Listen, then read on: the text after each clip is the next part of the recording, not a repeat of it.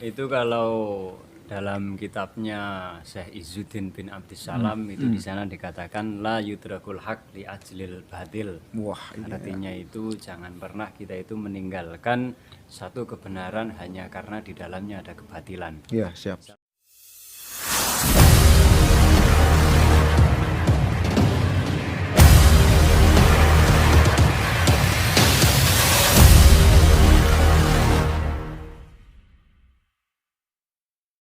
Assalamualaikum warahmatullahi wabarakatuh. Bismillah, alhamdulillah, la haula wala quwata illa billah, amma ba'da. Kepada seluruh pemirsa YouTuber di seluruh dunia yang kami hormati, awalan ini merupakan rahmat dari Allah Subhanahu wa taala hingga pada malam hari ini stasiun pertama dari Kula NU yang mudah-mudahan nanti berkelanjutan terkait dengan konten-konten yang lebih variatif, lebih bagus, dan tentunya bisa memberikan edukasi dan informasi yang terbaik bagi seluruh masyarakat Indonesia umumnya dan khususnya bagi penikmat media sosial dimanapun berada. Alhamdulillah malam hari ini Kula NU mampu melayangkan suatu program yang luar biasa berupa podcast. Ini bukan sekedar ajang ikut-ikutan ataupun sekedar melu-melu bebek bahwa wah ramene medsos, kita juga harus medsos tidak kalah dengan misalnya YouTuber terkenal Om Deddy Corbuzier yang sudah 16 juta subscriber. Kita tidak seperti itu. Kita tetap fokus kita adalah tentang bagaimana mendidik masyarakat supaya tahu betul tentang fakta, tentang hal-hal yang memang harus diberitakan sesuai dengan realisanya. Baik, alhamdulillah pada malam hari ini kita tentunya akan membahas berbagai hal, tapi yang paling penting kita akan perdana, karena tayangan perdana, kita akan membahas tentang media Kula NU. Mudah-mudahan nanti bisa memberikan pencerahan tentunya. Alhamdulillah sudah kedatangan narasumber kita dari Magelang, ya. Domisilinya Mas gimana ya? KTP sudah pindah di Selarang Kidul, Kecamatan Lebak Siu, Kabupaten Tegal. Wah, alhamdulillah ya. Kita malam hari ini kedatangan narasumber, tentunya dia juga pengurus dari Kula NU. Beliau Ustadz Mudrik yang hari ini sedang meroket namanya. Ya, tidak diragukan lagi lah tentang keilmuannya, terutama dengan kajian-kajian Bahsu Masail. Baik pemirsa yang dirahmati Allah, mari saksikan bersama stasiun kami terus ya tentang perkembangan di Kula NU. Assalamualaikum warahmatullahi wabarakatuh, Ustaz Mudrik. Waalaikumsalam warahmatullahi wabarakatuh. Sehat ya Ramana ya? Alhamdulillah sehat. Wah, luar biasa. Rambutnya tawa saiki ya, wis bareng dua anak orang kober lah ya. Ya, seperti itu. Luar biasa. Ini menunjukkan ben podo karo kanca batir. Oh ya gue kumis-kumis bes tawa ya. Ya ini bukan bahas masalah ini. Tentunya nanti ada hal urgent yang kita bahas. Bagaimana perkembangan tentang pendidikan di Indonesia terutama di pesantren ini. Alhamdulillah kalau pendidikan yang paling utama dan yang paling mendasar sekarang yang bisa disuguhkan di masyarakat ya di pesantren. Wah. Apalagi ketika melihat masa pandemi sebagaimana kemarin-kemarin di saat semua sekolahannya tutup, lembaga-lembaga pendidikan tutup, alhamdulillah seluruh pesantren yang ada di Indonesia tetap istiqomah, tetap bisa ngaji, tetap bisa tatap muka dengan segala macam yang ada di dalamnya. Dan alhamdulillah sukses. Luar biasa, luar biasa. Ini bukan pendapat pribadi kan, subjektif ya ini bukan ya? Subjektif. Sesuai dengan realita yang ada. Karena memang seperti itu. Yang mentang-mentang lulusan pesantren jadi dia mendukung pesantren enggak ya? Enggak. Ini memang sesuai fakta yang kemarin terjadi setelah pandemi. Ustadz Mudrik, terkait dengan Kula NU ini rupanya luar biasa ini Selarang Kidul meluncing sebuah media yang katanya ya, saya sendiri itu sebenarnya penggagas, tapi belum tahu karena penggagas kalau tidak sinkron dengan implementasinya kadang-kadang cuma gagasan saja. Lah ini menurut Ustadz Mudrik sendiri sebagai tim kreator, nanti bagaimana ini perkembangannya tentang Kula NU ini? Ya, sebelum ke perkembangan dari Kula NU, perlu diketahui Kula NU itu apa kan gitu. Oh, nggih, Dan iya. bagaimana Kula NU ini bisa muncul di tengah-tengah masyarakat, Siap. baik itu di dunia realita maupun dunia maya.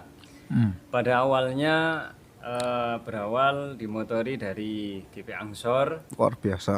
ranting NU Selarang Kidul, bahwa mengadakan salah satu seminar tentang literasi dan Administrasi waktu itu ya. administrasi Digital. literasi dan administrasi digital, yang pada intinya bagaimana dakwah yang ada di tingkat ranting ini bisa dinikmati oleh semua orang, ya khususnya di daerahnya sendiri, umumnya di halayak umum. Karena selama ini ulama-ulama besar yang ada di Indonesia itu semuanya berawal dari desa yang kemudian muncul di permukaan Nusantara. Nah, oleh sebab itu dengan ditekan daripada MWC pada waktu itu, ditekan dari PAC nih, bahasanya PAC GP Ansor, kemudian kami dengan beberapa penasehat, beberapa sesepuh untuk membicarakan masalah ini. Ayo, kalau kita mau serius, kita galakkan, kita laksanakan, kita realisasikan. Serius itu artinya bagaimana? Karena kalau tidak serius itu sebagaimana yang kita miliki pribadi sama-sama. Kita punya YouTube, kita punya Facebook, kita punya Instagram. Penggunaannya ya kadang abal-abal lah, ya cuman hanya untuk menyampaikan isi hati, curhatan. Curhat orang genah ya. Curhat orang genah dan lain sebagainya. Iya. Nah, yang kemudian malah justru HP-nya sendiri itu digunakan untuk melihat orang-orang yang good looking lah bahasanya itu. Siap. Dari segi penyampaian, dari segi pakaian itu sangat menarik, tapi sebenarnya isinya zong, isinya kosong. Wah.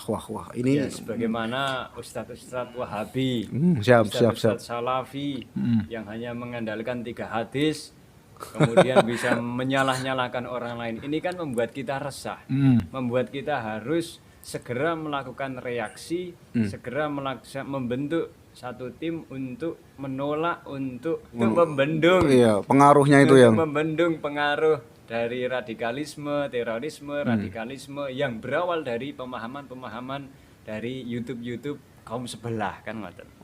Walhasil alhamdulillah pada tanggal 22 Oktober bertepatan dengan Hari Santri ya, terbentuklah media Kula NU, kajian Ahlus Sunnah wal Jamaah Nahdlatul, kajian dan ulasan Ahlus Sunnah wal Jamaah Nahdlatul Ulama yang diresmikan oleh Rais Suriah PCNU Kabupaten Tegal. Yang kemudian harapannya nanti ini sebagai usaha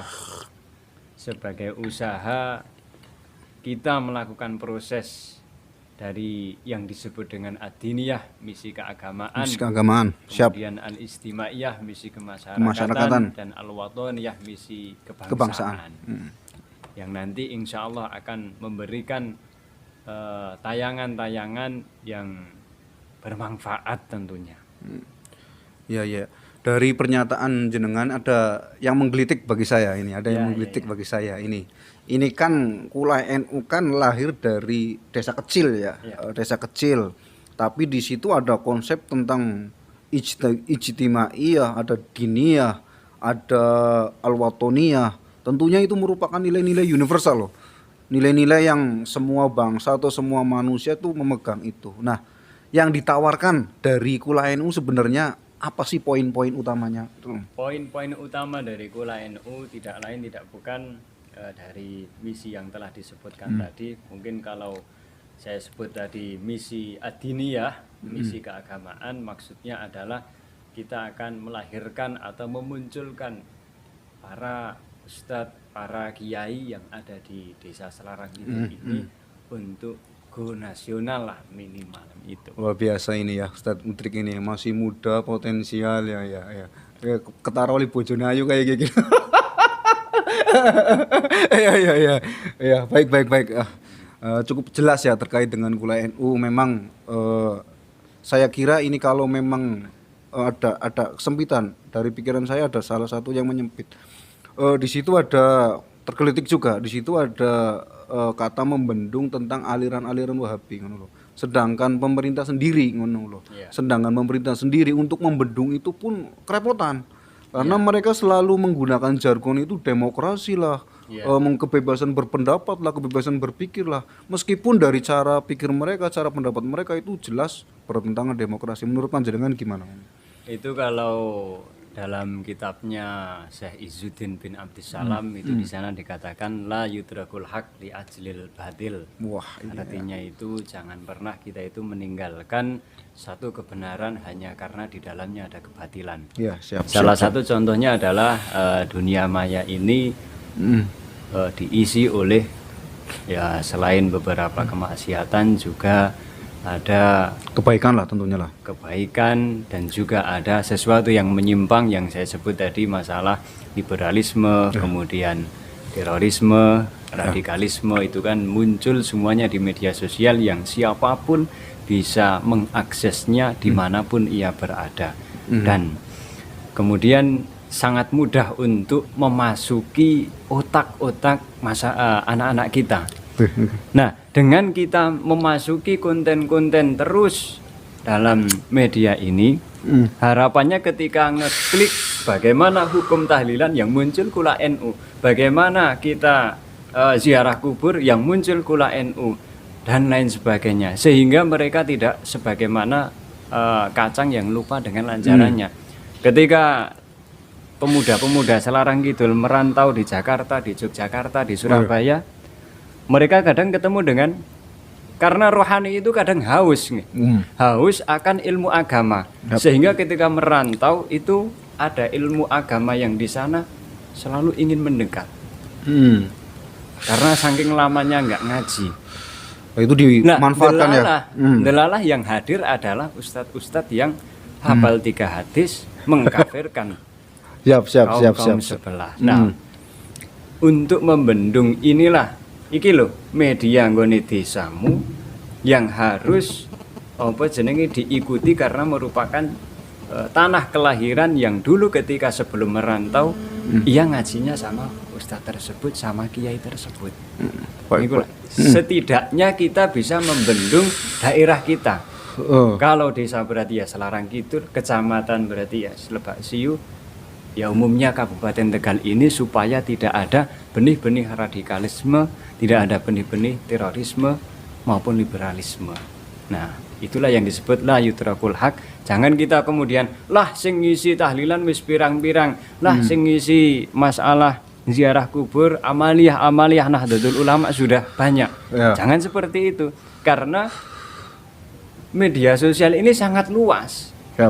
Sangat luas. Ketika kita melempar, kita harus punya satu keyakinan, ketika kita melempar satu kerikil kepada 10-20 orang, pasti akan ada satu yang kena. Dari dengan kita mengupload 1, 2, 3 ilmu-ilmu ke dalam YouTube, Instagram, pasti akan ada 1, 2, 3 orang, ratusan bahkan ribuan yang kena dari sekian banyak masyarakat yang menikmati digital ini. Seperti itu. Wah, luar biasa ini. Tapi ada hal yang bingung juga ini. Berarti secara tidak langsung Kuliah NU itu menurut panjenengan itu sudah pasti benar apa bagaimana? Karena dari pernyataan tadi seolah-olah ngono, misalnya kita cari satu berita ngono loh, dan disandingkan dengan berita-berita yang dilontarkan atau yang diposting oleh kelompok mereka atau kelompok Wahabi dan sebagainya, itu berarti secara tidak langsung panjenengan sudah meyakini bahwa yang ditampilkan dari Kuliah NU itu sudah pasti benar. Dari segi ini bagaimana ini maksudnya, penjelasannya bagaimana? Itu sudah pasti benar, karena di Kuliah NU ini nantinya akan menampilkan kiai, menampilkan ustadz yang berhaluan Ahlus Sunnah wal Jamaah An-Nahdliyah. Di mana beliau ini dari sisi keilmuan semuanya sudah bersanad, semuanya sudah bersambung kepada Rasulullah Shallallahu Alaihi Wasallam. Kalau kata Kiai Said Akil, nahnu ashabul haq, Nahdlatul Ulama adalah kebenaran yang hakiki, baik itu dari segi akidah, dari segi bermadhab, dari segi syariah, tarekat maupun hakikat. Siap. Ya, luar biasa ini. Ulama NU ternyata sudah siap ya, secara tidak langsung sudah siap untuk minimal meminimalisir perkembangan mereka lah, minimalisir perkembangan mereka dan aliran-aliran yang mungkin menyebabkan deviasi atau penyimpangan yang tidak diinginkan terutama oleh persatuan dan kesatuan negara kesatuan Republik Indonesia. Baik Ustadz Mudrik, ngopi dulu santai ya, aja buru-buru ya. Ini sekarang jenengan sibuk di mana? Masih di biasa ya, santai-santai bae lah. Ya mulang apa mulang lah. Tapi alhamdulillah. Kalau di organisasi? Kalau di organisasi kebenaran saya menjadi sekretaris Ansor dari 2017 sampai sekarang ya sudah hampir 4 tahun lah, sudah hampir 4 tahun. Gimana perkembangan Ansor di menurut ini pribadi ya, menurut saya sendiri tentunya insya Allah bisa mewakili lah, karena pendapat ini saya kira bisa objektif lah. Dari perkembangan Ansor, dari saya masuk ke pengurusan sampai sekarang, untuk perkembangan sangat progresif dan luar biasa. Apa unsur-unsur atau poin-poin yang membedakan Ansor Selarang Kidul dengan yang lain? Satu, tentunya dari segi sumber daya manusia. Sumber daya manusia Selarang Kidul kita sudah ketahui bersama lah, pemaning dilihat dari kader-kadernya luar biasa, hampir 90% santri lah. Kalau di santri lah, meskipun ada yang mukim dan ada yang tidak, tapi dari semuanya, dari 54 kepengurusan atau 54 anggota itu kebanyakan dibina dan dibimbing oleh alumni santri atau ustadz-ustadz yang jelas-jelas perhaluan Ahlussunnah wal Jamaah lah. Berarti wis anu nggih, terpercaya lah. Iya, gampangane aku kula NU ben terpercaya, Ansor sing metu di sini untuk terpercaya. Iya. Tapi yang jelas Ansor Selarang Kidul harus berkembang nantinya, bukan setelah periodenya saya atau periodenya Ustadz Absor, harus lebih berkembang karena suksesnya kepemimpinan ya, itu adalah berhasil tentang kaderisasi. Mudah-mudahan nanti Ansor bisa menjadi tulang punggung lah dari NU-nya Selarang Kidul ataupun tulang punggung NU secara umum, secara nasional. Saya harap seperti itu karena memang dari saya sendiri prinsipnya itu ya, kalau organisasi itu santai tapi serius ya. Artinya maksudnya gimana? Maksudnya santai seperti ini, dalam hal komunikasi atau dalam hal apa tidak usah menampilkan hal-hal yang kelihatannya serius, santai. Tapi ketika kegiatan dan ingin menampilkan citra kepada masyarakat, kita tampilkan keseriusan. Buat apa? Biar nanti masyarakat itu menilai, oh ternyata luar biasa ini. Supaya menilai, karena apa? Yang ditampilkan santai adalah tentang kekompakannya, biar seluruh anggota itu tidak merasa terbebani, melu Ansor kayak serius temen sih, padahal kan tahu sendiri ya. Ini sebenarnya pengen cari nilai atau mau khidmah karena kan setahu saya yang namanya organisasi Nahdlatul Ulama itu semuanya tidak lain hanya khidmah kan. Ya. Kalau khidmah ya, saya kira ngono loh, saya kira pribadi saya sendiri ngono loh. Saya sudah selesai tentang khidmah. Karena apa? Saya ikut NU sendiri ya, itu sendiri sebenarnya saya itu jujur itu dari kecil itu dari lingkungan Muhammadiyah. Jadi saya tahu sendiri bagaimana transisi saya dari Muhammadiyah ke NU. Jadi saya tahu sendiri bagaimana cara pendidikan Muhammadiyah itu saya tahu sendiri. Bahkan saya sendiri kenapa saya sudah selesai ngono loh. Saya terbuktikan sendiri ini bukan pribadi saya sebenarnya. Bukan atas nama Ansor sendiri, tapi pribadi saya sendiri. Saya sudah hampir 3 tahun tinggal bersama orang Kristen, tinggal bersama Muhammadiyah, itu sudah beraneka warna lah artinya. Nah, ketika saya di NU itu saya sudah tahu betul mana sih organisasi yang memang untuk hikmah, untuk perjuangan, untuk meningkatkan kualitas diri manusia. Itu saya tahu sendiri persis. Jadi kalau di NU ini hikmah apa, nilai sendiri, saya sudah selesai masalah itu dari awal itu loh. Karena apa? Sekarang yang belum selesai mencari penilaian. Mencari penilaiannya, iya. Nggak, karena kan penilaiannya, penilaian itu wujud dari apresiasi. Kalau kita tidak ada nilai, tidak ada wujud dari itu, kita juga akan lemes. Meskipun ya secara hati kita ikhlas, tapi kalau tidak ada apresiasi, ngono kayongnya. Wong tiganya mi bojo tapi ora oli nilai apa-apa ngono, enggak ya. Sebenarnya bukan itu. Sebenarnya saya ingin ikut organisasi, jelas tujuannya tetap adalah meningkatkan kualitas diri, bukan meningkatkan apa ngono. Kalau hikmah saya sudah merenung sendiri makna hikmah itu seperti apa. Ya gue santri. Santri itu syekh lah. Iya, insyaallah ngono. Gitulah Ustaz Mudrik, ngobrol santai ya. Terus kaderisasi yang jenengan maksud tadi bagaimana? Karena kan ya rata-rata dalam sebuah organisasi, baik itu di yang paling sulit itu kan ketika di desa itu sulitnya kaderisasi. Betul sekali. Baik itu dari Karang Taruna, sepak bola, voli, tenis meja, kemudian badminton, itu rata-rata yang awalnya sangat ramai sekali, sepak bola sudah begini, ternyata di seminggu kemudian merantau, seminggu kemudian hilang. Lapangan menjadi rumput-rumput yang tidak jelas. Nah, ini dalam Ansor sendiri bagaimana? Ya. Apakah jenengan bisa meyakinkan nanti ada generasi yang kemudian menggantikan panjenengan yang sekarang ada di Ansor, atau bagaimana? Karena nggih niku nuwun sewu, sulitnya di desa yang semuanya adalah bentuk khidmah itu kok kurang gimana gitu kan. Iya. Paham ya maksudnya? Paham. Ya, betul sekali, terkait dengan regenerasi ataupun hal-hal yang berkaitan dengan eliminasi alam ya. Itu pasti ada. Pasti ada. Saya mengetahui betul masalah itu, dan itu memang konsekuensi logis daripada perkumpulan.